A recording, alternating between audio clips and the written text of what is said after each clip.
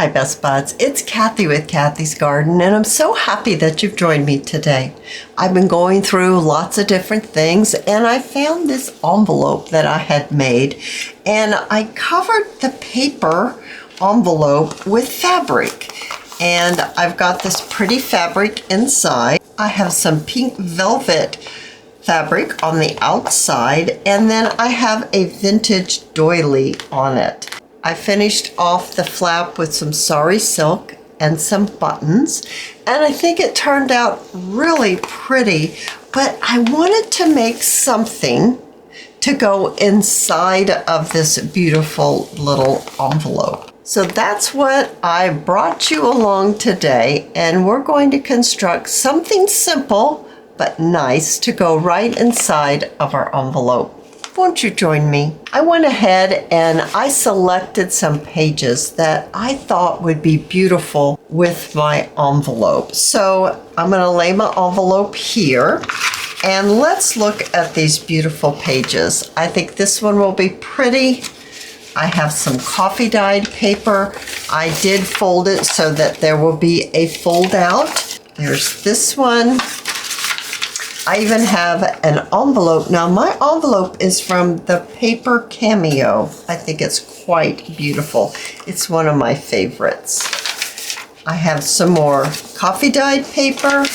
I have this digital right here from Chapter 1 Papers.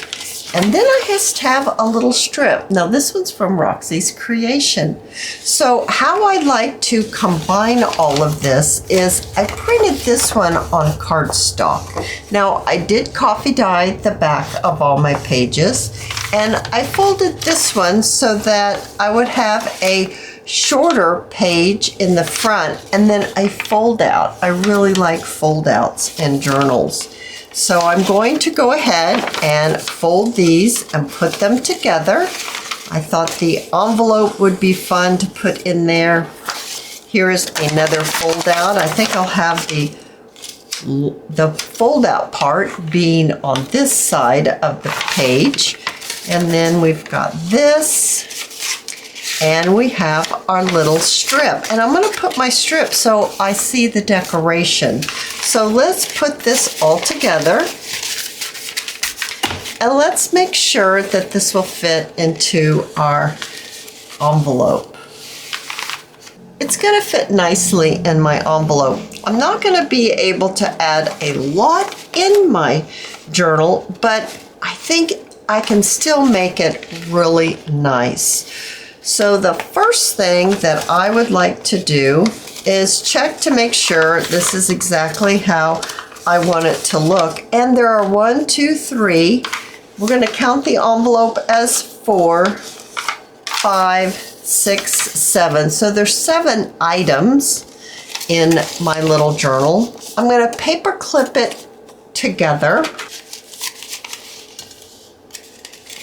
I want to make sure that my envelope is in the middle. That's pretty much in the middle. So I'm going to paper clip this side as well. You all have followed me. You know that I love to use this method. So it's just a strip of paper 1 inch to 2 inches wide, and it is as long as your journal. I need to cut mine right there. So now it's as long as my journal.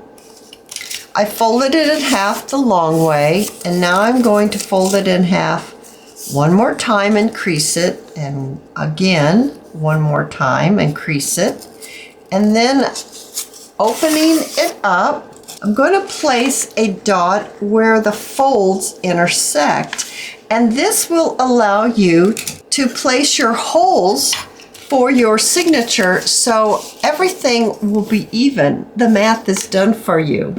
I have a little piece of packing paper.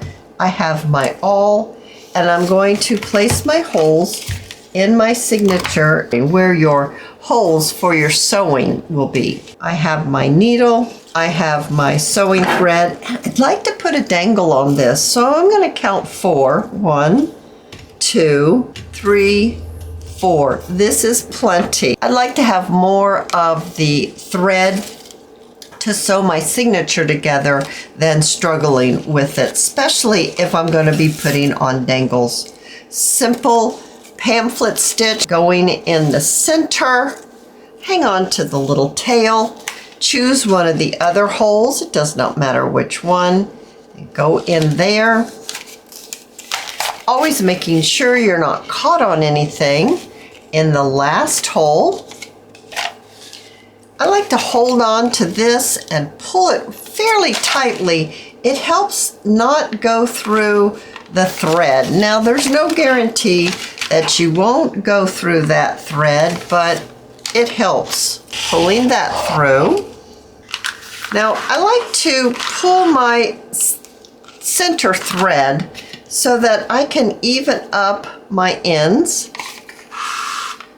Alrighty, so now my ends are even. I need to have one of the threads on one side of the center thread and one on the other, and then checking to make sure it's not caught on anything. And then we're going to give it a nice tie. I am tying a knot. This is bookbinding thread. So if you're using embroidery thread, you'll want to keep this open and add just a little dot of some wet glue at the knot, because embroidery thread will loosen up over time and then your signature will wiggle. Removing my paper clips. Now we have a lovely little journal that is all sewn together with fold outs, pretty papers, a nice little center that we can even make as a tuck spot on either side. And then here's our nice envelope, lots of journaling space. All right, I think that is wonderful. So now let's go ahead and let's add some pockets and tuck spots and a little bit of decorating on the front. I have taken this sari silk from Crimson Heart Studios to my machine, and I have just pleated it, ruffled it, whatever you want to call this. And I thought maybe we could just glue this down right on the side here and then add a few buttons. I have them all ready to go. I like to put thread through my buttons. I just think it really adds a nice touch. I have my hot glue gun all ready to go, so let's go ahead and let's glue this down. I'd like to just glue this piece of sari silk right along that edge right there. My glue gun is a Sure Bonder high temp, and it has that specialty tip, and I'm just going to do a little bit of glue at a time because hot glue dries so very quickly that you definitely need to be ready before you place your item down into your glue. Let's look at it and see how this is looking. Oh, I think that's really sweet. Now, I think just a little bit of these buttons, because we have buttons on the front of the envelope. I thought this might be a nice, so I'm going to use my book. It's for reading books, and it just keeps your book open, and it's really nice to use. I bought it on Amazon probably about 2 years ago, and I find it really helpful. And then adding my buttons.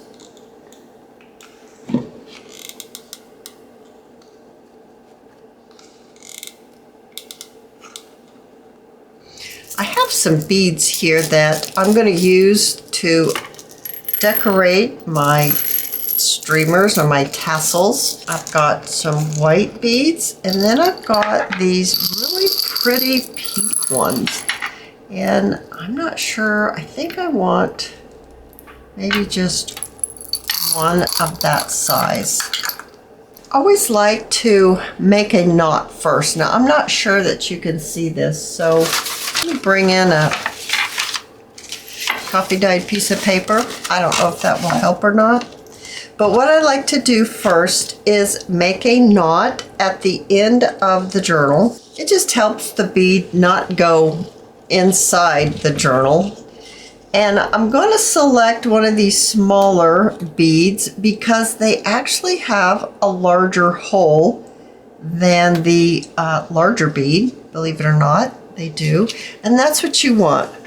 You're going to need a bead that has a large enough hole that you can put your thread through the hole and then go back through that hole. So you've made a loop now. If you put your awl right through that loop, you can move your bead easily up your thread to your knot that you've placed at the end of the journal. And I made that extra loop around it. It just holds everything in place, and I find that it's really useful to secure your bead. How about 2 white beads and then my pretty pink one? There we go. And then how about 2 more? Once again, I need a bead that has a hole in it that's gonna hold 2 of my threads. So it also helps if you pull this thread down firmly on either side so that you can go back around through the other side, and you make a little loop like this.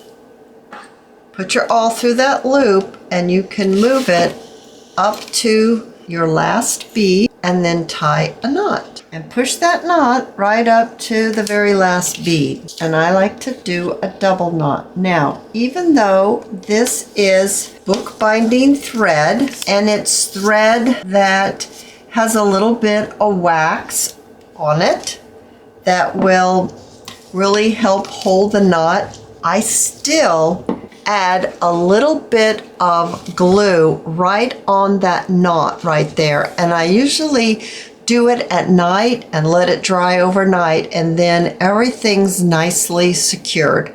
So I'm going to go ahead and I'm going to do my other strand. All right, so the signature's all sewn together. We have decorated our cover very lightly, and then I have these adorable cards.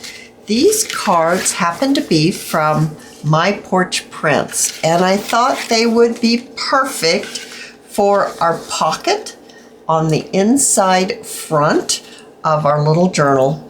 So I'm going to make a pocket out of these by adding glue to 3 sides. I think that looks great.